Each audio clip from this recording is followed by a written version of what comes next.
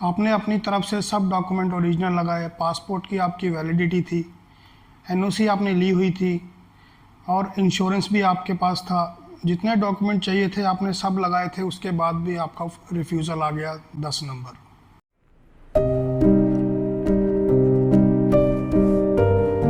Hello guys, welcome back to my YouTube channel. मेरे YouTube channel में आपका स्वागत है। कैसे हैं आप लोग गाइस? आज का हमारा टॉपिक है पोलैंड इंटरव्यू में जो 10 नंबर रिफ्यूज़ल आता है उसके बारे में। ओके, आज हम लोग उसके बारे में बात करेंगे। आप कैसे अपील कर सकते हैं, वो क्यों आता है और कौन कौन से डॉक्यूमेंट आपको लगाने हैं, उसके बारे में हम लोग बात करेंगे। तो चलिए शुरू करते हैं। सबसे पहली बात यह है, ये आता क्यों है, इसका रीज़न क्या है आने का। इसका रीज़न ये है कि एम्बेसी को डाउट हो चुका है, या उनको श्योरिटी नहीं हुई है कि आप पोलैंड में जाकर वहीं पे काम करेंगे या किसी और कंट्री में मूव हो जाएंगे, या वो आपका वर्क परमिट ख़त्म होने के बाद आप वापस अपनी कंट्री में जाएंगे या नहीं। इस चीज़ की श्योरिटी उनके पास नहीं होती है। इंटरव्यू के तरफ जब आप इंटरव्यू देते हैं उस टाइम पे वो मतलब सेटिस्फाई नहीं होते हैं, जब आपके डॉक्यूमेंट्स देखकर वो सेटिस्फाई नहीं है कि आपका जो काम करने का जो माइंडसेट है वो पोलैंड में ही है या आप किसी और कंट्री में मूव होने का माइंडसेट से जा रहे हैं। इस चीज़ के बारे में वो कंफर्म नहीं होते हैं। और दूसरा, काम ख़त्म होने के बाद मतलब वर्क परमिट ख़त्म होने के बाद आप अपनी कंट्री वापस जाएंगे या नहीं, उनको इस बात का गारंटी नहीं होता है। तो इसलिए आपको 10 नंबर रिफ्यूज़ल मिलता है। 10 नंबर रिफ्यूज़ल में एक दूसरा सिनेरियो भी है, वो ये है कि आपने सब डॉक्यूमेंट सही लगाए हैं A to Z, क्योंकि आपने पैसा खर्चा किया है, आपने टाइम ख़राब किया है, तो आप कुछ भी गलत नहीं देंगे अपनी तरफ से। ये तो आप भी जानते हैं, चाहे मैं अप्लाई करूं, मैं एक भी डॉक्यूमेंट अपना गलत नहीं दूंगा, क्योंकि मुझे पता है लास्ट में मुझे रिफ्यूज़ल आ जाएगा अगर मैं कुछ भी फ्रॉड करता हूँ या गलत करता हूँ। तो आप जब आपकी अपनी तरफ से हम लोग बिल्कुल ठीक जाते हैं, एकदम 100% आपको पता है कि मेरे डॉक्यूमेंट सही हैं, ओके, तो फिर प्रॉब्लम कहाँ पर है? प्रॉब्लम आती है दूसरी साइड में, जो दूसरी पार्टी है, मतलब जो आपकी कंपनी है। वो कंपनी में अभी जब आप वर्क परमिट लेते हैं और आपके अपॉइंटमेंट के बीच में कम से कम 1 साल का टाइम तो मैक्सिमम आता ही है, ये आप सबको पता है। ऐसा नहीं कि आज ही आपको वर्क परमिट मिला है और अपने एप्लीकेशन की दूसरे दिन आपको अपॉइंटमेंट मिल गई।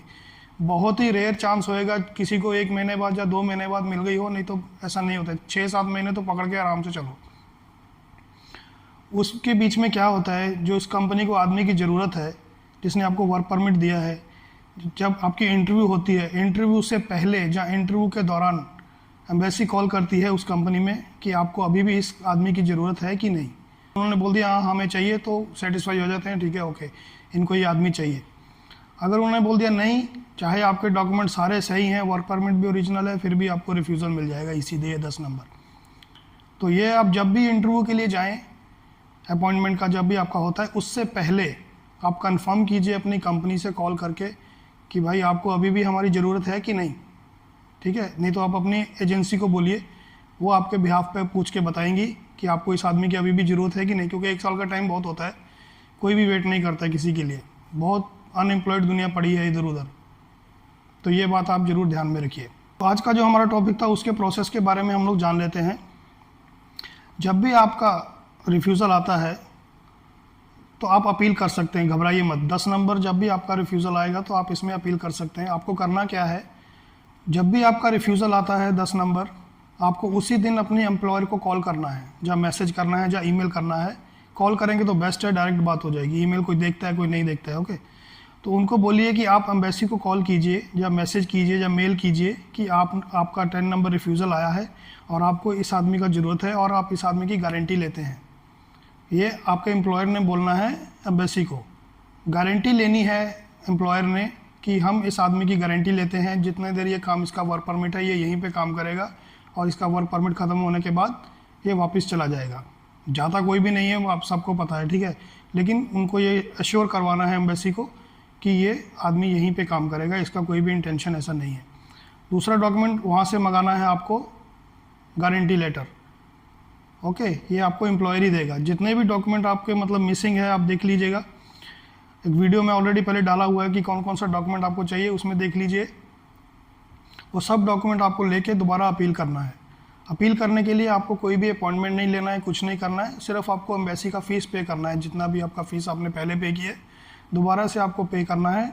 और 15 दिन का आपके पास टाइम होता है, 14 दिन का टाइम होता है। 14 दिन के अंदर अंदर आपको अपील करना है।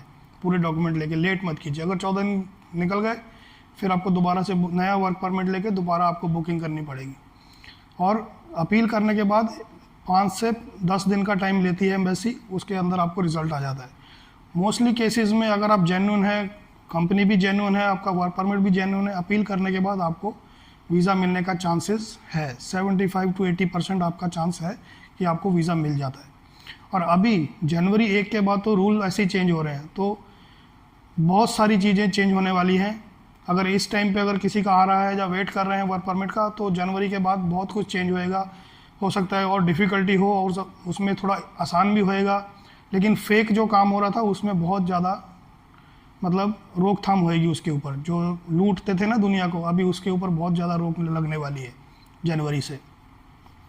तो री अपील करने के लिए आपको डॉक्यूमेंट कौन कौन से चाहिए? सबसे पहले चाहिए आपको पासपोर्ट अपना, जिसके ऊपर रिफ्यूज़ल की स्टैंप लगी है।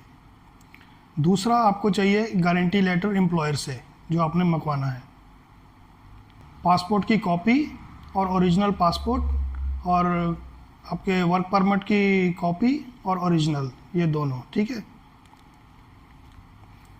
रिफ्यूज़ल लेटर और रिफ्यूज़ल लेटर की कॉपी, एम्बेसी ने जो आपको रिसिप्ट दी है वो चाहिए आपको, और आपका एक कवर लेटर चाहिए। वो आप अपने एजेंसी को भी बोल सकते हैं, जहां आपने अपने एम्प्लॉयर को बोल सकते हैं कि हमें एम्प्लॉयर ये कवर लेटर बना कर दें, ठीक है। वो दोबारा से एक जो पहले लगाया था वो नहीं, अभी अपील करने के टाइम पे दोबारा आपको एक कवर लेटर बनाना है कि आप क्यों आप अपील कर रहे हैं, क्या प्रॉब्लम हुई है, वो सब मेंशन करना है उसमें, किस चीज़ का रिफ्यूज़ल आया है। वो अपने आप एम्प्लॉयर आपको बना के देगा, नहीं तो आप एजेंसी को बोल सकते हैं। तो इसमें ये नॉर्मल सा प्रोसीजर है। रिफ्यूज़ल क्यों आता है? इसीलिए आता है कि कंपनी से एम्बेसी सेटिस्फाइड नहीं है कि आप वहाँ से वापस आएंगे कि नहीं आएंगे। दूसरा क्या क्या डॉक्यूमेंट चाहिए वो मैंने आपको बता दिए हैं, एक बार फिर से बता देता हूँ। ओरिजिनल पासपोर्ट चाहिए, उसकी कॉपी चाहिए, रिफ्यूज़ल लेटर चाहिए, उसकी कॉपी चाहिए, और एम्बेसी की रिसिप्ट चाहिए जो आपने पहले जो जमा करवाई थी, ओके। उसके बाद आपको चाहिए कवर लेटर चाहिए, उसके बाद आपको गारंटी लेटर चाहिए अपना एम्प्लॉयर की तरफ से, और अपील करने के लिए आपको फ़ीस पे करनी है। जितनी भी फ़ीस आपके कंट्री के हिसाब से होगी वो आपको दोबारा फ़ी पे करनी है, और 5 से 15 दिन के अंदर अंदर एम्बेसी दोबारा इसका रिज़ल्ट दे देती है। तो ये इसका नॉर्मल प्रोसीजर है। अगर कोई दूसरा आपका रिजेक्शन आया तो उसके बारे में फिर हम दूसरी वीडियो में बात करेंगे। मोस्टली जो जितने भी रिफ्यूज़ल आ रहे हैं 10 नंबर ही आता है, चाहे इंडिया से हो, चाहे गल्फ से हो, कतर से, कहीं से भी हो, मोस्टली सबको 10 नंबर रिफ्यूज़ल देती है। उसके पीछे का रीज़न यही दो होते हैं, या श्योरिटी नहीं है, दूसरा आपका वर्क परमिट कंपनी ने ऑलरेडी कैंसिल कर दिया है। ये दो चीज़ों के बारे में आपको रिफ्यूज़ल मिलता है।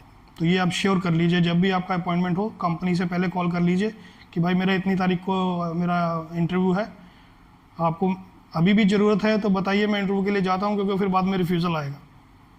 सो गाइस, आज के लिए इतना ही था, मिलेंगे नेक्स्ट वीडियो में। और दूसरा, आप हमारे चैनल पर नए हैं तो चैनल को सब्सक्राइब कीजिए और ज़्यादा से ज़्यादा शेयर कीजिए वीडियो को।